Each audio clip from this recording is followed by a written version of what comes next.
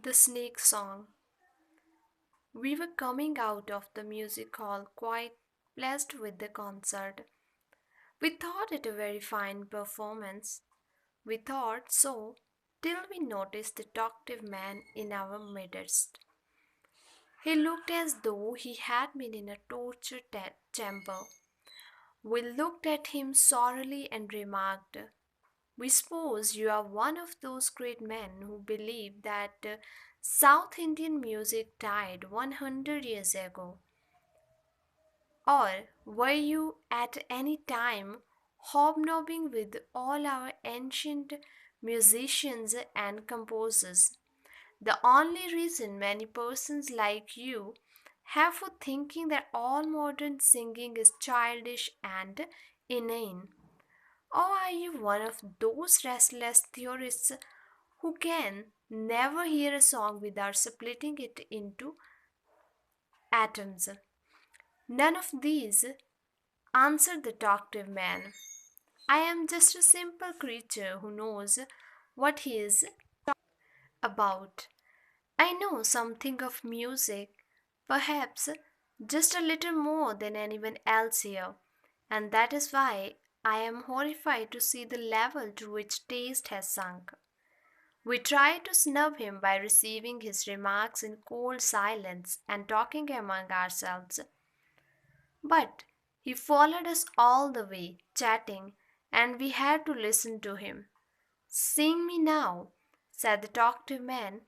"Perhaps you think I am capable of doing nothing more artistic than selling chemical fertilizers to peasants. But I tell you, I was at one time ambitious of becoming a musician. I came near being one. It was years and years ago. I was living at the time in Kumbum, a small village 80 miles from Malgudi.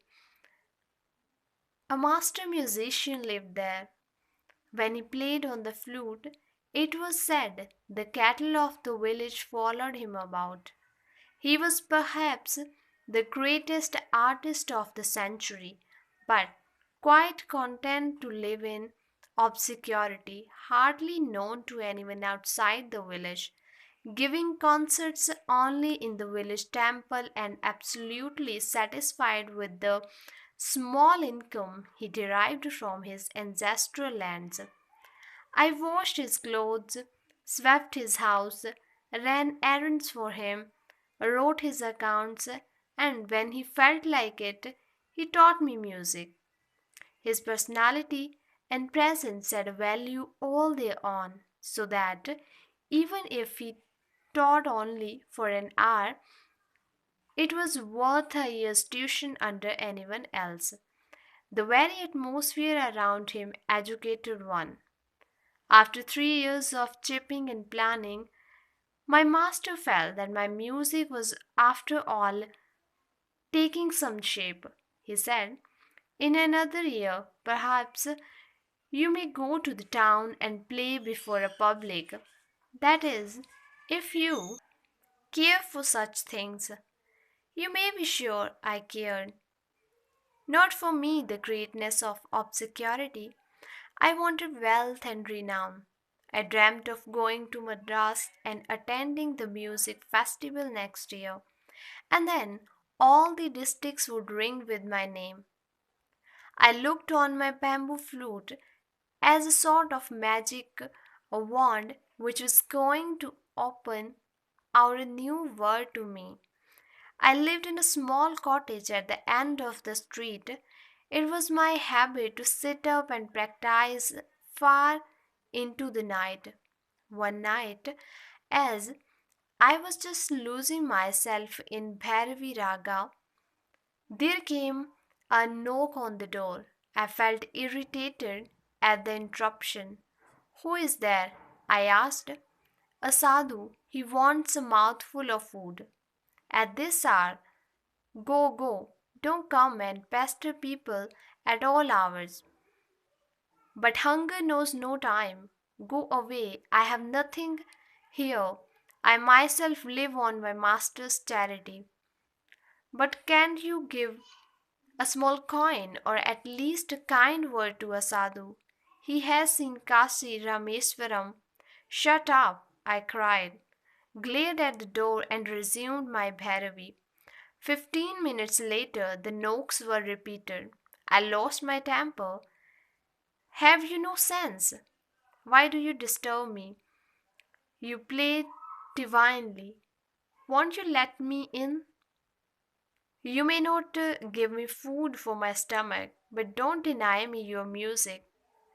I didn't like anyone to be present when I practiced, and this constant interruption was exasperating. Don't stand there and argue. If you don't go at once, I will open the door and push you out. Oh, bad words. You needn't push me out. I am going. But remember, this is your last day of music. Tomorrow you may exchange your flute for a handful of dry dates. I heard his wooden clogs going down the house steps. I felt relieved and played for about 10 minutes, but my mind was troubled. His parting words, what did he mean by them? I got up, took the lantern from its nail on the wall, and went out. I stood on the last step of my cottage and looked up and down the dark street, holding up the lantern. I turned in, vaguely hoping that he might call again. I left the door half open. I hung up the lantern and sat down. I looked at the pictures of gods on the wall and prayed to be protected from the threat of the unseen mendicant. And then I was lost in music once again. Song after song flowed from that tiny bamboo and transformed my lovely cottage. I was no longer a petty mortal blowing through a piece of bamboo. I was among the gods. The lantern on the wall became a brilliant star illuminating a celestial hall, and I came to the snake song in Punaga Varali. I saw the serpent in all its majesty. The very venom in its pouch had a touch of glory. Now I saw its divinity as it crowned Shiva's head. Parvati wore it as a wristlet. Subramaniam played with it, and it was Vishnu's couch. The whole composition imparted to the serpent a quality which inspired awe and reverence. And now, what should I see between the door and me but a black cobra? It had opened its immense hood and was swaying ecstatically. I stopped my song and rubbed my eyes to see if I was fully awake.